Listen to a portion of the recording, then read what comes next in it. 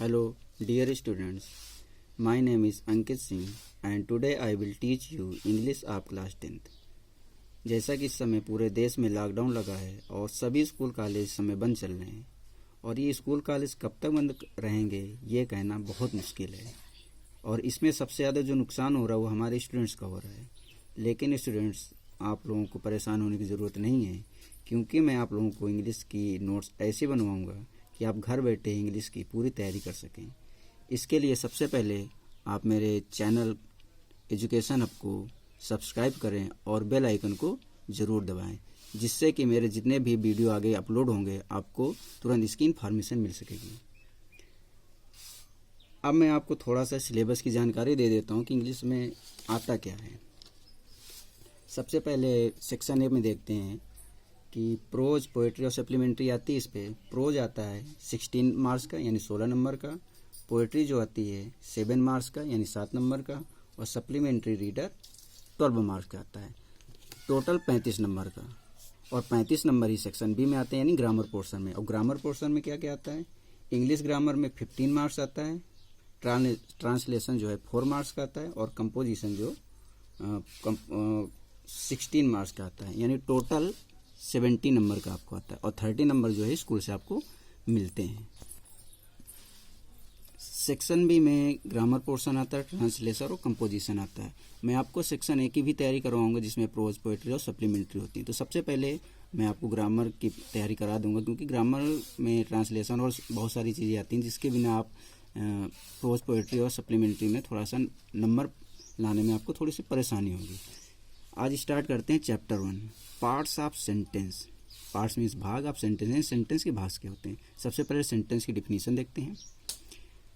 A word or a group of words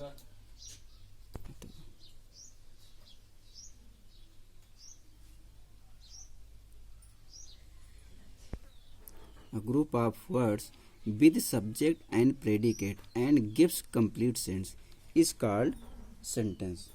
यानी कि जिसमें सब्जेक्ट और प्रेडिकेट हो और उसका जो सेंस है वो कंप्लीट सेंस हो, वो सेंटेंस कहलाता है। जैसे कि आई एम आ टीचर, मैं एक अध्यापक हूँ। यहाँ पर आई है सब्जेक्ट और एम आ टीचर ये क्या है? प्रेडिकेट है। अब देखते हैं पार्ट्स ऑफ सेंटेंस। सबसे पहले subject, about which we talk, जिसके बारे में हम बातचीत करते हैं। इसका हिंदी है जब हम किसी व्यक्ति या वस्तु का नाम लेते हैं तो उसे सब्जेक्ट कहते हैं। अब दूसरा पार्ट होता है सेंटेंस में predicate. What is talked about subject, यानी सब्जेक्ट के बारे में जो बात होती है उसको हम प्रेडिकेट कहते हैं। सब्जेक्ट के बारे में जो कुछ कहा जाता है वो सबका सब्जेक्ट, वो सबका सब्जेक्ट होता है, प्रेडिकेट कहलाता है। एग्जाम्पल देखते हैं। राम रीड्स आ बुक, राम किताब पढ़ता है। यहाँ पर राम क्या है? सब्जेक्ट है। और रीड्स आ बुक, पूरा जो है रीड्स अ बुक, ये पूरा क्या है? प्रेडिकेट, क्योंकि ये राम के बारे में बता रहा है कि राम क्या कर रहा है? रीड्स अ बुक, राम किताब पढ़ रहा है। सेकंड एग्जाम्पल है सीता स्पीक्स इंग्लिश। यहाँ पर सीता क्या है? सब्जेक्ट है। और सब्जेक्ट के बाद जो पूरा वाक्य बचा रहता है, जो सेंटेंस का रहता है, वो क्या कहलाता है? प्रेडिकेट कहलाता है। अब यहाँ पर देखते हैं parts of subject and predicate. अब हम सब्जेक्ट और प्रेडिकेट कैसे पहचानेंगे, थोड़ा सा देखते हैं। सब्जेक्ट के अंतर्गत एक शब्द तथा एक से अधिक शब्द भी हो सकते हैं। एक से अधिक शब्द होने पर सब्जेक्ट के जो भाग होते हैं वो 3 हो जाते हैं। एक डिटरमाइनर होता है, दूसरा क्वालिफायर होता है तथा मेन वर्ड या हेड वर्ड होता है। अब हम देखेंगे ये होता क्या है, कैसे है। जब सब्जेक्ट की व्याख्या करने के लिए, यानी सब्जेक्ट के बारे में एक शब्द के लिए एक शब्द का प्रयोग होता है तो उस शब्द को क्या कहते हैं? क्वालिफाई करते हैं। यानी जब एक शब्द के लिए प्रयोग करते हैं तो उसको क्वालिफायर कहते हैं, तथा ये सब्जेक्ट से पहले प्रयुक्त होते हैं, यानी सब्जेक्ट से पहले आता है क्या? क्वालिफायर। इसका एग्जाम्पल हम आपको आगे दिखाएंगे। अब देखते हैं जब सब्जेक्ट की व्याख्या करने के लिए इससे पहले 2 शब्दों का, कितने शब्दों का? 2 शब्दों का प्रयोग होता है तो पहले शब्द को डिटरमाइनर तथा दूसरे शब्द को क्वालिफायर करते हैं। कोई दिक्कत नहीं।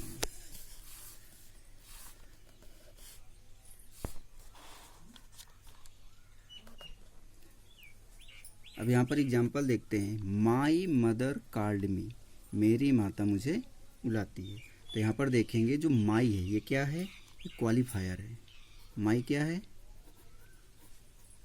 क्वालिफायर है। और मदर क्या है, ये मेन वर्ड है। क्या है, मेन वर्ड। और कॉल्ड मी ये पूरा पूरा क्या है, प्रेडिकेट। क्या है, प्रेडिकेट। इसमें हमने ऊपर बताया था कि जब शब्द की व्याख्या करने के लिए एक शब्द का प्रयोग होता है तो उस शब्द को क्वालिफायर करते हैं तथा ये सब्जेक्ट से पहले आता है। सब्जेक्ट यहाँ पर क्या है, मदर। सब्जेक्ट से पहले क्या आया, क्वालिफायर, जो एक शब्द आया, क्योंकि एक शब्द होता है तो उसको क्वालिफायर करते हैं। और जब एक से अधिक शब्द आते हैं तो उसमें डिटरमाइनर और क्वालिफायर होता है। आगे देखते हैं अगले एग्जाम्पल में, a young boy helped my mother. अब इस पर देखते हैं कि डिटरमाइनर, क्वालिफायर, मेन वर्ड और सब क्या होता है। तो यहाँ पर जो ए है ये क्या है, डिटरमाइनर है।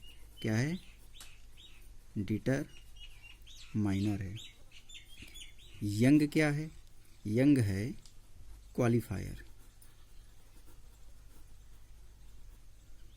बॉय क्या है, ये है मेन वर्ड, मेन वर्ड यानी मुख्य शब्द। यानी इसके लिए हम ये कह सकते हैं ये सब्जेक्ट है। सब्जेक्ट से पहले जब एक शब्द आता है तो वो क्वालिफायर होता है, और जब सब्जेक्ट से पहले दो आते हैं वर्ड तो वो डिटरमाइनर, पहला वाला डिटरमाइनर होता है, दूसरा क्या होता है, क्वालिफायर होता है। अब ये जो पूरा बाद में बचा हुआ है, हेल्प्ड माई मदर, ये क्या है, प्रेडिकेट। क्या है, प्रेडिकेट। मैंने आपको बताया था सब्जेक्ट के बाद जितना बचा होता है वो प्रेडिकेट होता है। मदर मेन वर्ड है यानी सब्जेक्ट है, उसके बाद का जो वाक्य बचा हुआ है वो क्या है, प्रेडिकेट। यहाँ पर भी ये सब्जेक्ट है और बाकी क्या बचा हुआ है, ये प्रेडिकेट होता है। इस पर थोड़ा सा देखते हैं नोट। यदि वर्ब का प्रयोग, वर्ब मतलब क्रिया का प्रयोग किसी को आदेश देने के अर्थ में किया जाए तो यू हिडन सब्जेक्ट माना जाता है। जैसे कि स्टॉप, जैसे कह दिया जाए स्टॉप, यानी इसका मतलब है यू स्टॉप यानी तुम रुको। तो यहाँ पर यू क्या है, हिडन होता है, यानी हम इसके पहले यू बना सकते हैं। तो सिंगल वर्ड भी पूरा का पूरा सेंटेंस कहा जा सकता है। अब देखते हैं कि पार्ट्स ऑफ प्रेडिकेट। अभी तक इसके पहले हमने बताया था पार्ट्स ऑफ सब्जेक्ट, इसको कैसे निकालते हैं। प्रेडिकेट क्या है, जब प्रेडिकेट में एक शब्द हो तो वह शब्द क्या होगा, वर्ब होगा। जब एक शब्द होगा तो वो शब्द वर्ब होगा, तथा जब प्रेडिकेट में वर्ब के साथ अन्य शब्द हों तो वे वर्ब के ऑब्जेक्ट यानी डायरेक्ट व इनडायरेक्ट ऑब्जेक्ट या कॉम्प्लीमेंट होंगे। अब आगे देखते हैं कि डायरेक्ट ऑब्जेक्ट और इनडायरेक्ट ऑब्जेक्ट को कैसे पहचानते हैं। सबसे पहले देखते हैं डायरेक्ट ऑब्जेक्ट। वर्ब के साथ व्हाट लगाकर प्रश्न करने पर प्राप्त उत्तर ऑब्जेक्ट हो गए। यानी जब वर्ब है उसके साथ अगर व्हाट लगाकर प्रश्न करेंगे तो जो हमको आंसर प्राप्त होगा वो ऑब्जेक्ट होगा। इनडायरेक्ट कैसे पहचानेंगे, वाक्य के वर्ब के साथ टू हुम या फॉर हुम लगाकर प्रश्न करने पर, टू हुम या फॉर हुम लगाकर प्रश्न करने पर जो प्राप्त उत्तर होगा वो क्या होगा, इनडायरेक्ट ऑब्जेक्ट कहलाएगा।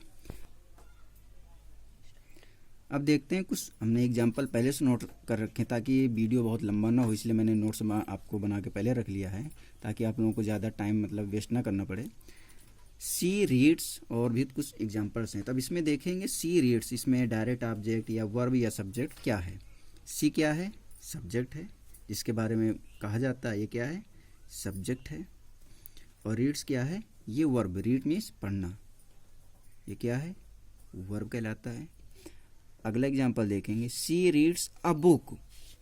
सी पहले से आपको पता है कि सब्जेक्ट है, रीड्स क्या है, ये वर्ब है, और अ बुक क्या है, ये है डायरेक्ट ऑब्जेक्ट।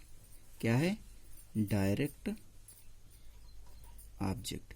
अब कैसे, यहाँ पर देखते हैं। मैंने ऊपर आपको बताया था कि डायरेक्ट ऑब्जेक्ट को कैसे पहचानेंगे। वर्ब के साथ व्हाट लगाकर, व्हाट मतलब क्या लगाकर प्रश्न करने पर जो प्राप्त उत्तर होता है। यहाँ पर देखते हैं, यहाँ पर देखते हैं she reads a book. She verb क्या है, रीड्स।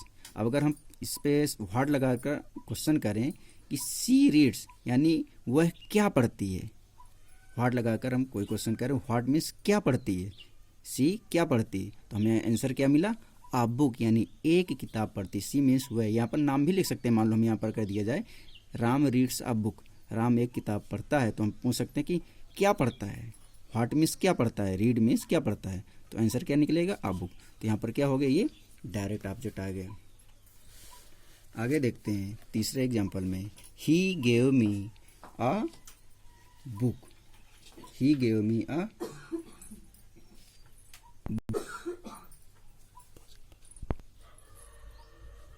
अब इस एग्जाम्पल में देखेंगे, कह रहा है he gave me a book. ही यहाँ पर क्या है, यहाँ पर सब्जेक्ट है, गेव मीन्स दिया, ये क्या है, वर्ब है, मी और अ बुक, मी क्या है यहाँ पर, ये इनडायरेक्ट है, इनडायरेक्ट ऑब्जेक्ट। अभी हम आपको बताएंगे कैसे है। और यहाँ पर अ बुक है, ये क्या है, डायरेक्ट ऑब्जेक्ट है, क्या है, डायरेक्ट ऑब्जेक्ट। जैसे मैंने आपको बताया था ऊपर कि डायरेक्ट ऑब्जेक्ट को कैसे पहचानेंगे, कैसे वर्ब के साथ व्हाट लगाकर प्रश्न करेंगे। तो अब हम यहाँ पर देखेंगे वर्ब क्या है, गेव।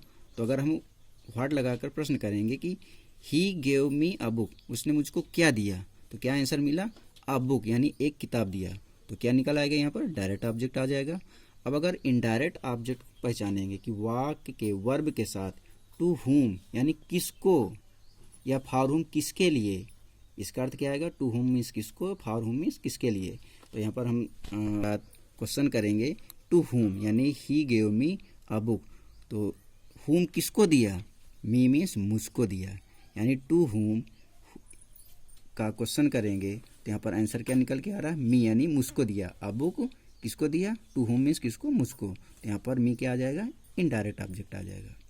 बात समझ में आ गई। यहाँ पर आपको मैंने बता दिया डायरेक्ट ऑब्जेक्ट और इनडायरेक्ट ऑब्जेक्ट को कैसे पहचानते हैं। तो आप यहाँ पर वर्ब के साथ क्वेश्चन कर सकते हैं, जो आंसर निकलेगा तो डायरेक्ट और इनडायरेक्ट ऑब्जेक्ट होगा। अब चौथा है, he gave me a gift to me, he gave me a gift to me. इस पर भी देखते हैं, ही क्या है, ही क्या है, यहाँ पर सब्जेक्ट है, गेव मीन्स दिया है, तो ये क्या है, वर्ब है। अ गिफ्ट, अ गिफ्ट क्या है, यहाँ पर डायरेक्ट ऑब्जेक्ट है, डायरेक्ट ऑब्जेक्ट है। और टू मी है इनडायरेक्ट ऑब्जेक्ट। कौन सा ऑब्जेक्ट, इनडायरेक्ट ऑब्जेक्ट। आपको पहचानने के लिए मैंने बता दिया कि डायरेक्ट ऑब्जेक्ट पहचानने के लिए व्हाट लगाते हैं, he gave to me, he gave a gift to me. तो आपको मैंने ऊपर बता ही दिया था डायरेक्ट ऑब्जेक्ट और इनडायरेक्ट ऑब्जेक्ट को कैसे पहचानते हैं। तो स्टूडेंट्स, आपको ये वीडियो कैसा लगा, इसके लिए आपको लाइक और कमेंट करना पड़ेगा कि आपको कैसा लगा वीडियो, और शेयर और सब्सक्राइब जरूर करें।